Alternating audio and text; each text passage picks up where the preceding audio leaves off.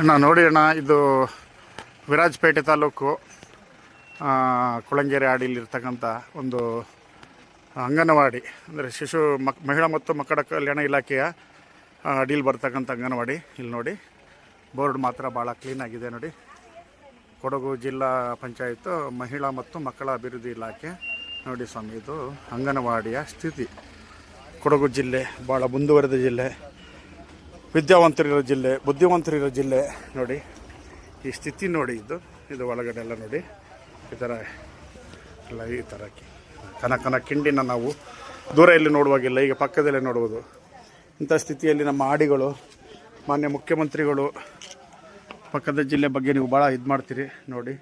ಕಿಟಕಿಯಲ್ಲೇ ನಾವೆಲ್ಲ ಏನು ಒಳಗಡೆ ಹೋಗೋ ಅವಶ್ಯಕತೆ ಇಲ್ಲ, ಎಲ್ಲವನ್ನು ಕಿಟಕಿಯಲ್ಲೇ ತೊಗೊಳ್ಬೋದು ಫೋಟೋ. ಇದು ಕುಳಂಗೇರಿ ಹಾಡಿ. ಇಲ್ಲಿ ನೋಡಿ ಬೋರ್ಡ್ ತೋರಿಸ್ತೇವೆ. ಇಲ್ಲಿ ನಮಗೆ ವಿರಾಜಪೇಟೆ ತಾಲೂಕು ನೋಡಿ. ಕೊಳಂಗೇರಿ ಅನ್ನೋದು ಸರಿಯಾಗಿ ಕಾಣ್ತಿಲ್ಲ, ಕುಳಂಗೇರಿ ನೋಡಿ.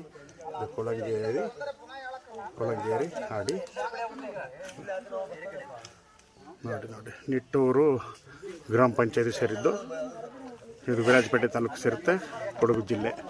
ದಯವಿಟ್ಟು ಮಾನ್ಯ ಮುಖ್ಯಮಂತ್ರಿಗಳು ಈ ಬಗ್ಗೆ, ಹಾಡಿಗಳ ಬಗ್ಗೆ ಸ್ವಲ್ಪ ಗಮನ ಹರಿಸ್ಬೇಕು ನೋಡಿ.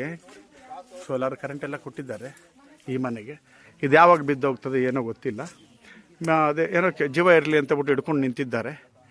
ದಯವಿಟ್ಟು ಸಂಬಂಧಪಟ್ಟವರು ಹಾಡಿಗಳ ಬಗ್ಗೆ, ಹಿಂದುಳಿದ ವರ್ಗಗಳ ಬಗ್ಗೆ, ಮತ್ತು ಏನು ನಾವು ದಲಿತರ ಪರವಾಗಿ ಅಂತ ಹೇಳ್ತಿರಲ್ಲ, ಅವರು ಸ್ವಲ್ಪ ಇದನ್ನು ಗಮನದಲ್ಲಿ ತೊಗೊಳ್ಬೇಕು.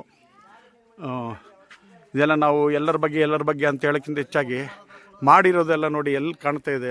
ಹಾಡಿಗಳಂದರೆ ಎಷ್ಟು ನಿರ್ಲಕ್ಷ್ಯ ಮಾಡ್ತಿದ್ದೀರಿ ಸರ್ಕಾರಗಳು ಎಂಬುದಕ್ಕೆ ಇದು ಸಾಕ್ಷಿ.